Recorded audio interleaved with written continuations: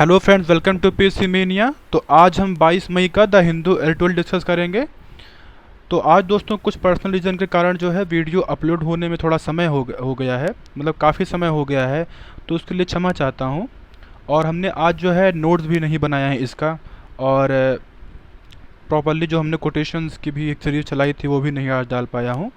तो उन सभी के लिए क्षमा चाहता हूँ। कल से इसको रिज्यूम करेंगे हम लोग। तो आइए, तो कल के क्वेश्चंस हैं उसको सॉल्व करने का प्रयास करते हैं जो हमने कल क्वेश्चन दिए थे। तो पहला क्या स्टेटमेंट आपका एफडीआई से जुड़ा हुआ है, कौन सा कथन जो है गलत है इसमें कह रहा है, ठीक है। तो ये क्या है दोस्तों, आपका पहला स्टेटमेंट क्या है, ये एफडीआई का डेफिनेशन बता रहा है। तो एफडीआई क्या होता है, फॉरेन डायरेक्ट इन्वेस्टमेंट। मतलब क्या है, जब दूसरे कंट्री के जो है कंपनी या फिर कोई इंडिविजुअल जो है दूसरे कंट्री में जो है जब इन्वेस्टमेंट करता है किसी भी कंपनी में, ठीक है, उस उनके फिजिकल इंफ्रास्ट्रक्चर में का अगर हम कहें क्रूड फॉर्म में बात करें तो वो हमारा फॉरेन डायरेक्ट इन्वेस्टमेंट होता है।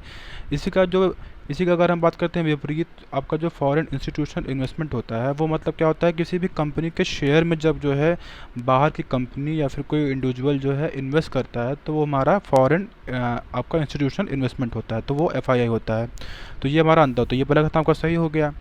दूसरा क्या है कि जो ये आपका एफडीआई है इसको पूरा फैसिलिटेट करने में, इसको पूरा कह सकते हैं कि चलाने में, पूरा इसको इनकॉर्पोरेट करने में तरीके से, वो उसके लिए कौन सा नोडल एजेंसी है, तो आपका जो department of promotion of industry and internal trade है वो इसके लिए रिस्पॉन्सिबल है। तो ये भी आपका कथन सही हो गया।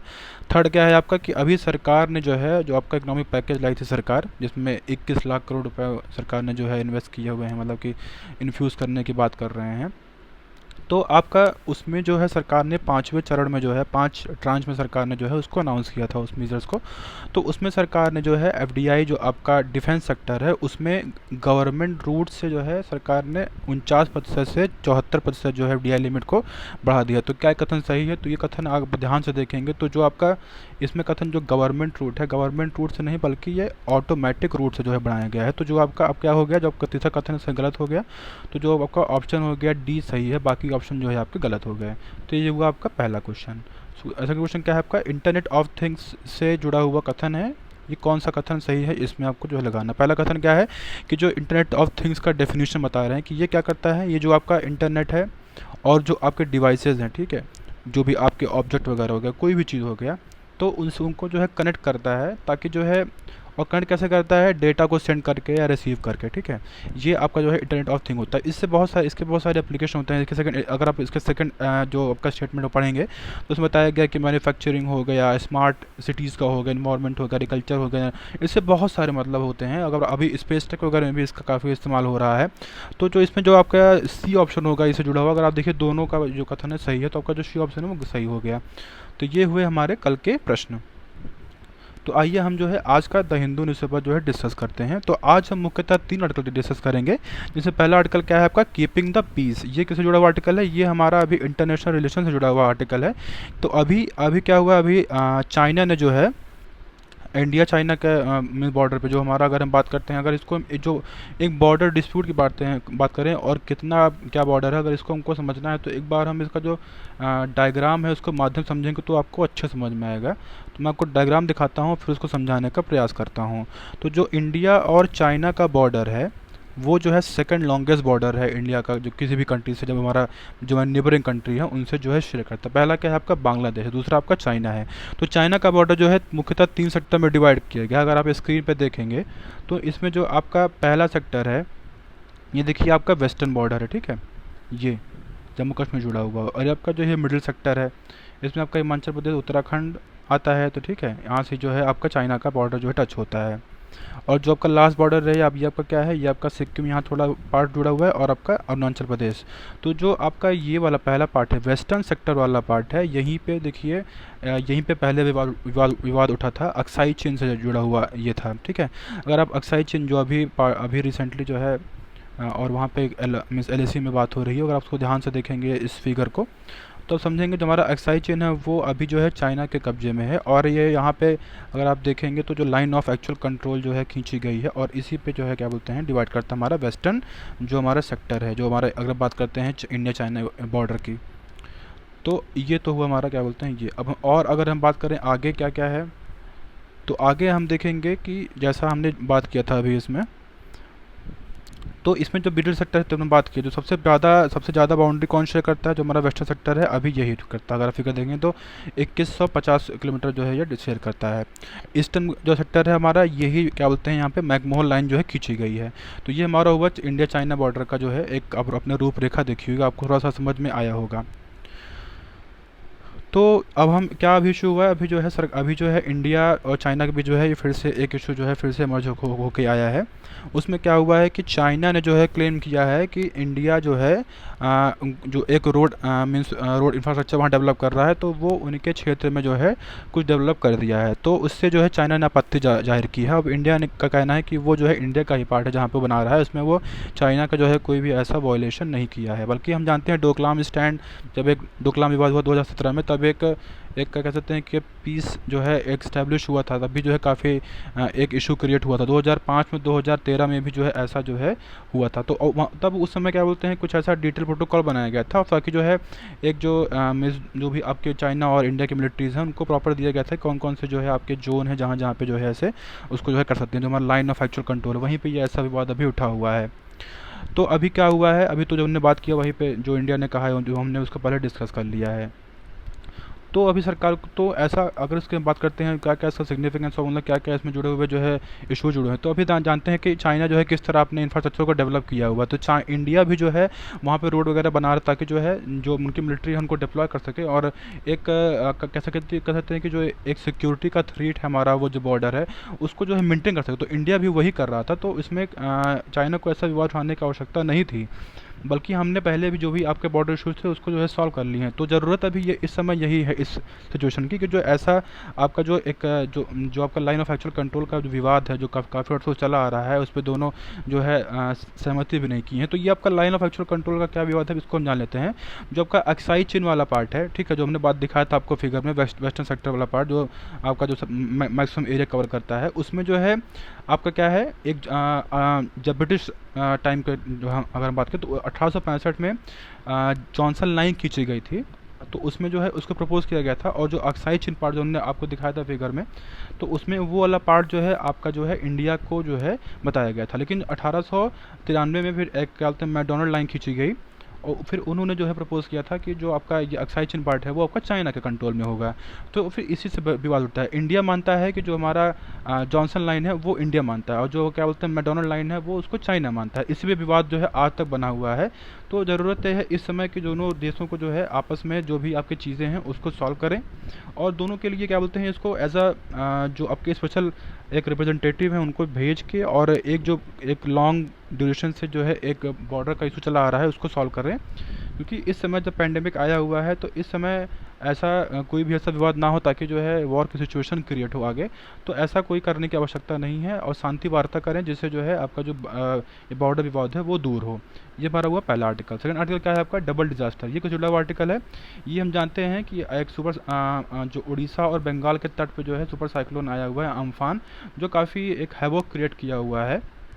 तो ये इसको जो है ये बताया जा रहा है कि ये बहुत ही डिवास्टेटिंग है, और तो अभी इसमें जो है क्या बोलते हैं काफ़ी उन्होंने उसमें जो है एक कह सकते हैं कि काफ़ी बुरी तरह से प्रभावित किया है। जो हमारे बंगाल का में है, जो आपका जो क्या बोलते हैं वेस्ट बंगाल है, वहाँ पे 73 लोगों की जानें गई है। उड़ीसा में भी काफ़ी लोग जो है बेघर हो गए हैं।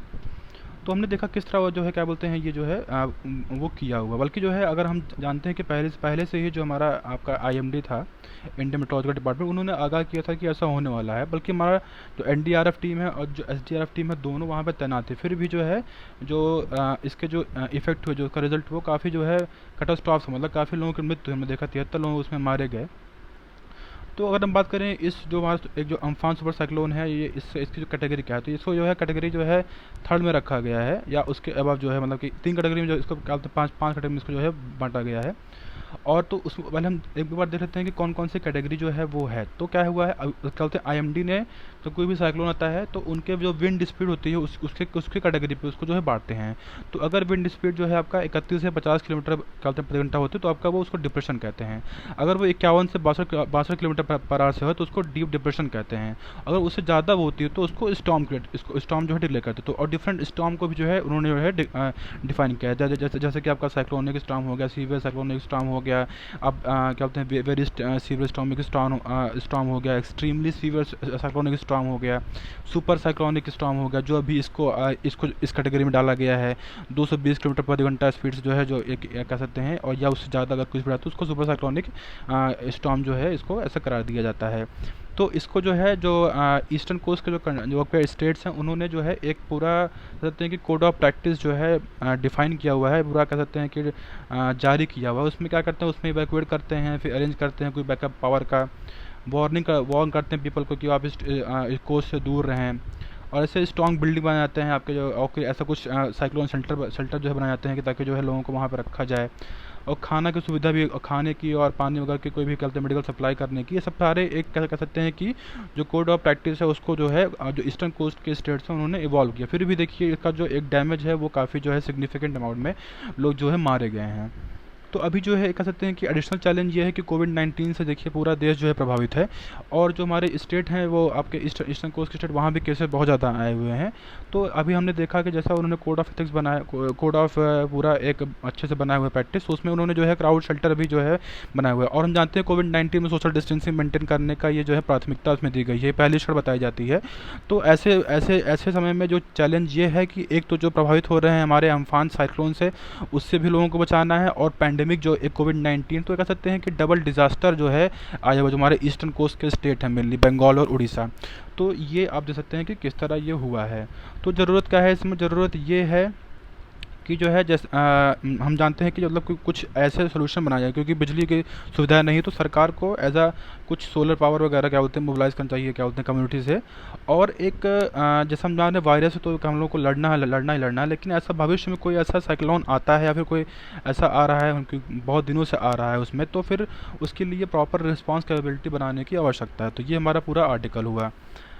थर्ड आर्टिकल क्या है आपका, थर्ड आर्टिकल जो है वायोलेशन ऑफ राइट फाउंड, ये किससे जुड़ा आर्टिकल है, ये भी जो जम्मू कश्मीर में जो है 4G की सुविधाएं, जो इंटरनेट सुविधाएं उसको बंद कर दी गई थी, उस पर जो है कुछ लोगों ने पटिशन डाला था। तो एक केस है अभी उसमें सुप्रीम कोर्ट ने जो है जजमेंट दिया हुआ है। कौन सा केस है आपका, foundation for media professional versus union territory of Jammu and Kashmir, ये क्या है FMP केस अगर उसको शॉर्ट में कहें। तो ये 11 मई को जो है सुप्रीम कोर्ट ने इस पर जो है जजमेंट देते हुए ये कहा है कि जो है इस पर सरकार जो है जो स्टेट का एक्शन है उसको जो है उसको ओवर रीच नहीं करेगा, बल्कि जो है इस गवर्नमेंट से एक एग्जीक्यूटिव कमेटी जो है बनाने की जो है बात कर रहा है, जिससे और फिर जो भी आपके इशू जुड़े हुए हैं उसको सॉल्व करने की बात कर रहा है।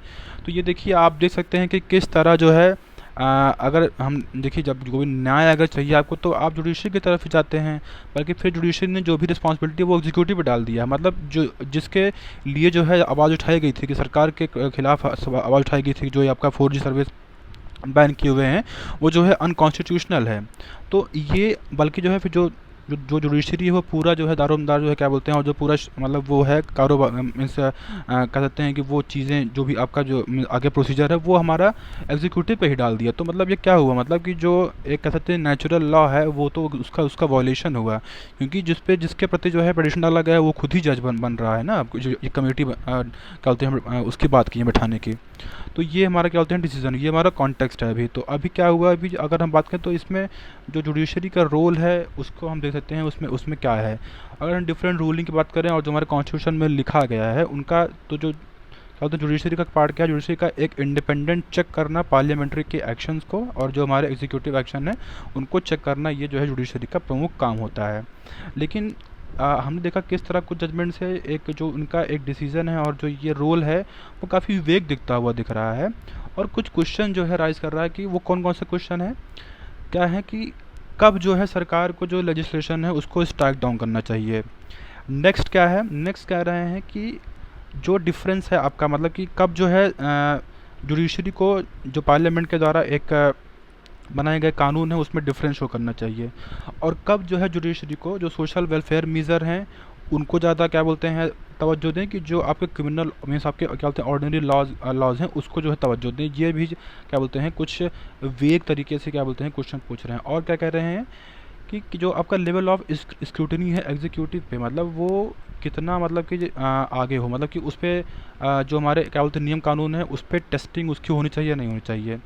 और क्या है कि सर्कमस्टांसेस में जो है जो आपके एग्जीक्यूटिव हैं उन पे, मतलब कि जो एक क्या कह सकते हैं कि जो जुडिशरी का वो है, वो किन किन रिस्पेक्ट में जो है एग्जीक्यूटिव पे किन किन सर्कमस्टांसेस में जो है जुडिशरी को ऐड करना चाहिए। तो ये सब कुछ क्वेश्चंस हैं जो है सॉल्व करने की आवश्यकता है। अब हम बात करते हैं कि जैसा हमने देखा था, अभी सरकार ने जनवरी में अनुराधा भसीन केस में 4G जो आपका क्या बोलते हैं इंटरनेट बैन करती है सरकार, तो उस पे उन्होंने पूरा एक जारी किया था कि कौन क्यों सरकार को जो है ऐसे नहीं करना चाहिए, और उसमें जो है पूरा एक कह सकते हैं कि गाइडलाइन जारी किया था किन किन सर्कमस्टांसेस में सरकार जो है ऐसा कर सकती है। लेकिन अभी देखा हमने कि ये उन्होंने जारी किया था जनवरी में, लेकिन फिर अभी देखा हमने 4G जब इसमें पिटिशन डाला, फिर सरकार ने उसका वो कर दिया। मतलब कह सकते हैं कि अपने ही केस, अपने ही जजमेंट पे जो है जुडिशरी जो है फिर से एक यूटर्न क्या होते हैं लेते हुए दिख रहा है। अब हम बात करें जो पिटिशनर जो थे, तो वो अनुराधा जो हमने बात की भसीन गाइडलाइन में, जिसमें सुप्रीम कोर्ट ने 4G केसेस पे मतलब कि वो किया था, तो उसमें भी कहते हैं कि 4G अब इंटरनेट आपका बैन हुआ था जम्मू कश्मीर में, उससे कौन कौन से राइट्स जो है आपके वॉयलेट हुए थे। तो वो आपका जैसे right to freedom of speech है, एक्सप्रेशन है, क्योंकि अगर आप इंटरनेट नहीं रहेगा तो प्रॉपरली अपने लोगों को वो फ्रीली एक्सप्रेस नहीं कर पाएंगे, अगर आप किसी भी क्षेत्र में बात करें तो। और क्या कहता है, और कौन कौन सा आपका राइट को जो है वो करता है, जैसा एजुकेशन, क्योंकि हम जान रहे हैं ऑनलाइन एजुकेशन कितना ज़्यादा ज़रूरी हो गया है, तो वो भी जो है वॉयलेट करता है, हमारा आर्टिकल 21A में दिया गया है। फ्रीडम ऑफ ट्रेड और हेल्थ जो हमारा कहते हैं आर्टिकल 19 में दिया गया है। तो ये सब चीज़ें जो है क्या बोलते हैं वॉयलेट करता है, ट्रेड नहीं कर पाते, क्योंकि लोग जानते हैं हर सब कुछ ऑनलाइन हो गया है, तो अगर 4G सुविधाएं उपलब्ध नहीं रहेगी लोगों के पास, तो जो है ट्रेडिंग में भी जो है काफ़ी बाधा है। तो ये भी एक ट्रेड का आपका राइट का, क्योंकि हमारा आर्टिकल 19 में ये मेंशन है। तो ये इन सब राइट का क्या बोलते हैं वॉयलेशन जो है हुआ है ये 4G बैन के जो है बाद से। तो सरकार को चाहिए कि जो आपका टेस्ट ऑफ प्रोपोर्शनलिटी क्या कहते हैं टेस्ट ऑफ प्रोपोर्शनलिटी है, ये क्या होता है, मतलब कि कौन कौन सी सरकार अपने ऑब्जेक्टिव को अचीव करने के लिए कौन कौन से मीन्स को अपना रही है, उसको देखने की आवश्यकता है। और क्या क्या आवश्यकता है कि मतलब कोई भी रेशनल अगर क्या बोलते हैं सरकार, मतलब कि कोई भी अगर ये इंटरनेट को एक्सेस को जो है लिमिट कर रही है या फिर बैन कर रही है, तो कौन कौन से पॉइंट पे सरकार को जो है, या फिर सॉरी जो जुडिशरी है उस पर उनको जो है करना चाहिए। तो पहला तो क्या बोलते हैं कि वो एक लेजिटिमेट ग्राउंड होना चाहिए कि इस ग्राउंड पे सरकार जो है आपका इंटरनेट को बैन करे। दूसरा क्या है आपका कि कोई भी ऐसा मीज़र, मतलब कि वो सबसे लास्ट मीज़र हो जो है उसको अचीव करने का, मतलब कोई भी ऐसा ना हो कि सिर्फ वही एक ही मीज़र हो, मतलब कि सबसे लास्ट मतलब कह सकते हैं मीज़र हो उसको अचीव करने का। तीसरा क्या है, तीसरा आपका जो आपके कंपीटिंग इंटरेस्ट हैं और जो रेस्ट्रिक्शन है, ठीक है, उसमें बैलेंस इन्वॉल्व, मतलब कि अगर वो रेस्ट्रिक्ट कर रहे हैं और जो लोग उससे जुड़े हुए हैं उनमें बैलेंस इन्वॉल्व करना, एक बनाना, वो भी क्या बोलते हैं आवश्यकता इसकी है, और उस पर एक जस्टिफिकेशन भी की भी आवश्यकता है। लास्ट में ये क्या बोलते हैं कुछ एक जो कन्फ्यूशियस हैं हमारे फिलोसफर आपके चाइना के, उनको कोट करते हुए एक फिलोसफर हैं 2002 में रीथ लेक्चर के दौरान जो है ओनोरा ओनील, उनने जो है एक कोटेशन दिया था, उसमें कहा था कि गवर्नमेंट को जो है 3 चीज़ों की आवश्यकता होती है, वीपन्स की, फूड की और ट्रस्ट की। मतलब क्या है, हथियार, फूड मतलब खाना, ट्रस्ट मतलब विश्वास। तो कह रहे हैं कि अगर क्या बोलते हैं वीपन्स और फूड जो है नहीं कर पाए सरकार, बल्कि अगर नहीं कर पाए तो ट्रस्ट जो है सबसे मोस्ट मतलब क्या बोलते हैं आवश्यक होता है। मतलब कि अगर तीनों क्या बोलते हैं उसकी बात करें नेसेसिटी की, तो जो हमारा ट्रस्ट होता है वो सबसे मुख्य होता है, उसके बाद हमारा वीपन, उसके बाद क्या बोलते हैं हमारा क्या बोलते हैं फूड आता है। तो ये हमारा क्या बोलते हैं इन्होंने कहा था। अब तो अभी जो जुडिशरी है उस पर एक ट्रस्ट बना हुआ, क्योंकि वो वही है जो इम्पार्शली जो हमारा जो हमारा एग्जीक्यूटिव है, लेजिस्लेचर है उसको, और जो हमारा कॉन्स्टिट्यूशन है उसको इंटरप्रेट करने में इंडिपेंडेंटली जो है आप एक राय और एक सही जजमेंट देती है। अगर वो ट्रस्ट खो देगी तो जो लोगों का एक जनता का विश्वास है वो टूटेगा उनके प्रति। तो ये इस पूरे आर्टिकल में जो है डिस्कस करते हैं। तो आज के लिए इतना ही है। आज के क्वेश्चंस हम कल जो है डिस्कस करेंगे फ्रेंड्स।